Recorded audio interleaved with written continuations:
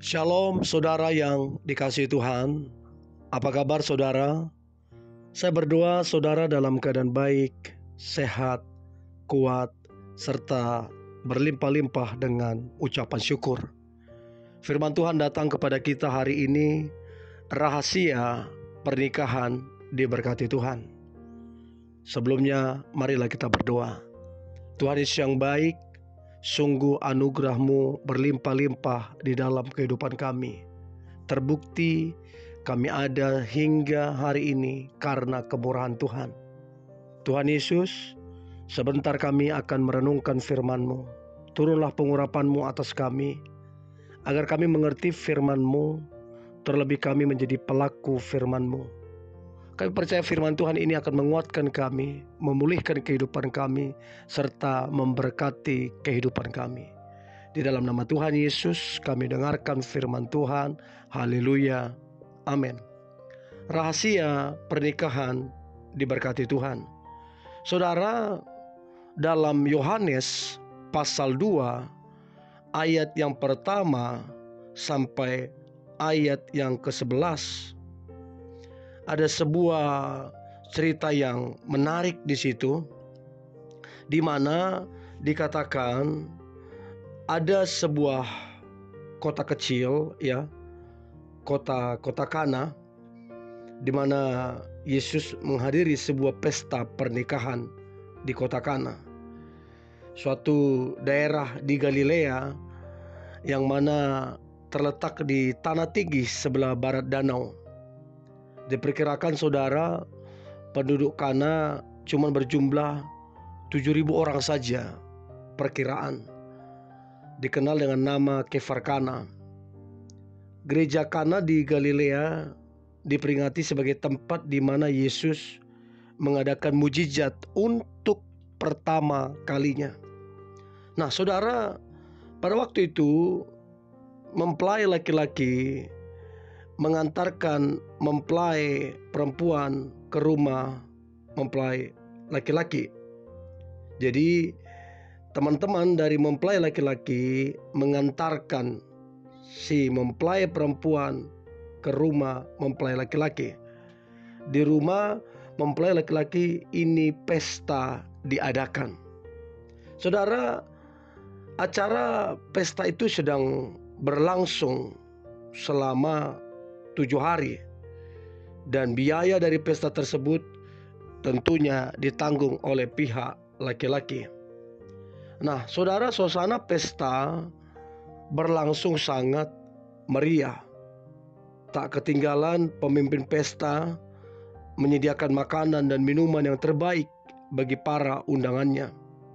Nah saudara, salah satu menu makanan yang umum diadakan pada saat pesta adalah anggur yang tentunya mengandung alkohol. Muncul sebuah persoalan di tengah-tengah acara itu berlangsung.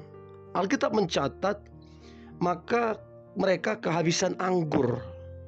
Nah, kehabisan anggur ini bisa mempermalukan keluarga besar.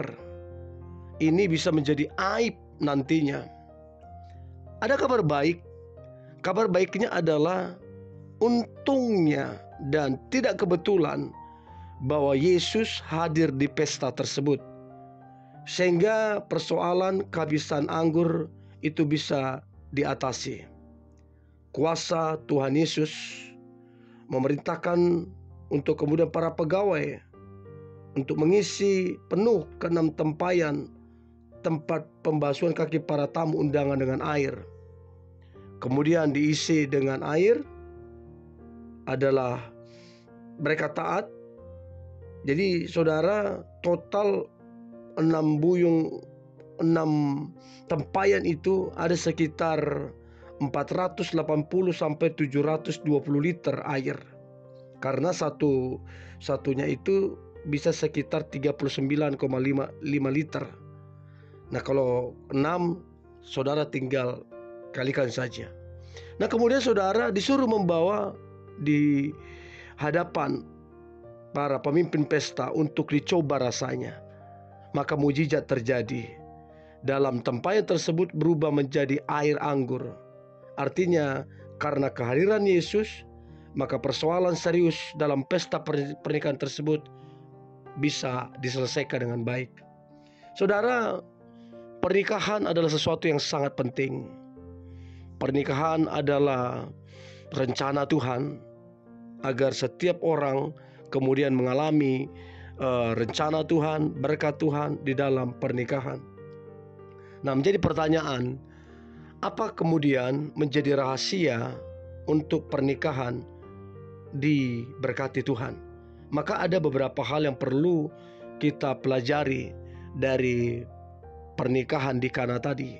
Yang pertama, bahwa keluarga atau pernikahan haruslah mengundang Yesus Kristus di dalam pernikahannya ataupun rumah tangganya. Sebab itu menjadi hal yang paling esensi untuk kemudian pernikahan itu diberkati Tuhan. Keluarga yang diberkati adalah keluarga yang selalu mengundang Tuhan yang hadir dalam rumah tangga ataupun pernikahan mereka. Saudara, tanpa penyertaan Tuhan, maka sia-sialah usaha membangun rumah tangga ataupun pernikahan.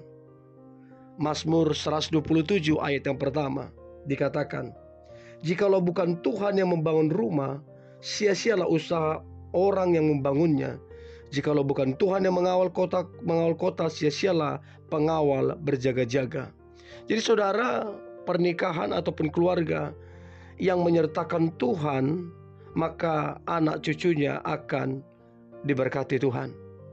Mazmur 37 ayat 25 berkata, "Dahulu aku muda, sekarang telah menjadi tua, tetapi tidak pernah aku lihat orang benar ditinggalkan atau anak cucunya meminta roti."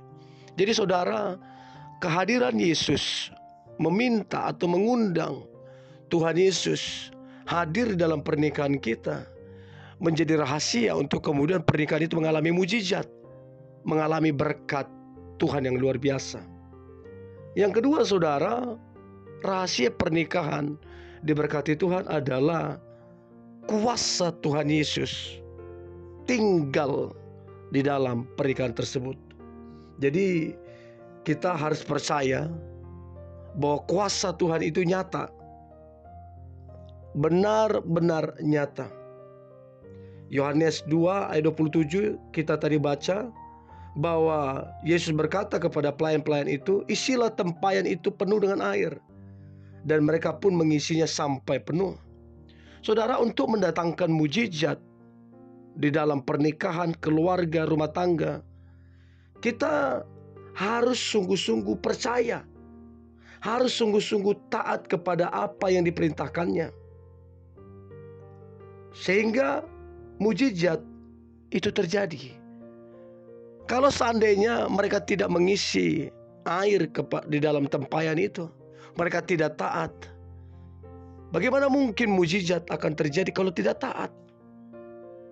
Untuk itu saudara, percaya dan taat harus ada di dalam pernikahan.